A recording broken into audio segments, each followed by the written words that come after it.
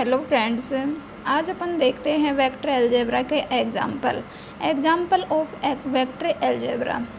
इसका क्वेश्चन है find the angle between A vector की वैल्यू है 2i cap plus 2j cap minus k cap and B vector की value दे रखी है 6i cap minus 3j cap plus 2k cap. ठीक है, इसको सोल्व करते हैं। ए वेक्टर की वैल्यू, बी वेक्टर की वैल्यू।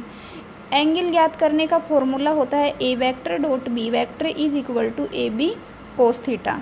ए बी का यहाँ मतलब है मैग्नीट्यूड ऑफ ए और मैग्नीट्यूड ऑफ बी, और कोस थीटा मतलब थीटा की वैल्यू अपने को ज्ञात करनी है। A vector dot B vector is equal to A vector की वैल्यू दे रखी है 2i cap plus 2j cap minus k cap dot B vector की वैल्यू दे रखी है 6i cap minus 3j cap plus 2k cap. इनको into करने पर A vector dot B vector is equal to 12i into I minus 6j into J minus 2k into के। आई और जे की यदि अपन गुणा करेंगे तो उनकी वैल्यू आती है 0। ठीक है, A vector dot B vector is equal to 12 minus 6 minus 2। ये इस प्रकार से आया है क्योंकि I dot I, J dot J और के डॉट के करने पर इसकी वैल्यू आती है 1। और यदि अपन आई डॉट जे या फिर जे डॉट के या फिर के डॉट आई करते हैं तो उसकी वैल्यू आती है 0। ठीक है, इस वजह से A vector dot B vector की वैल्यू कितनी आ गई 4। अब अपन ज्ञात करते हैं magnitude of A. Magnitude of A ज्ञात करने के लिए अपन अंडर रूट ए वेक्टर की वैल्यू का क्या करते हैं, स्क्वायर करते हैं।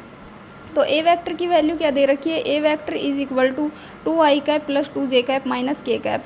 तो 2 का स्क्वायर प्लस 2 का स्क्वायर प्लस माइनस 1 का स्क्वायर, ये क्या होता है ए का मैग्नीट्यूड। इसको सोल्व करने पर इसकी वैल्यू आती है 3। इसी प्रकार मैग्नीट्यूड ऑफ बी ज्ञात करते हैं। मैग्नीट्यूड ऑफ बी ज्ञात करने के लिए अपने को बी वेक्टर की वैल्यू दे रखी है 6i cap minus 3j cap plus 2k cap.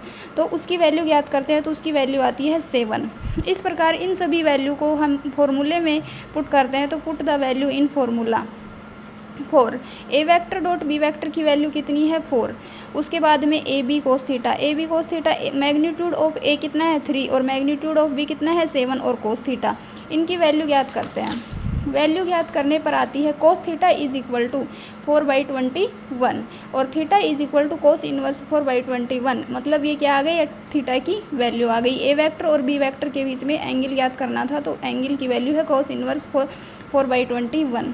Thank you so much.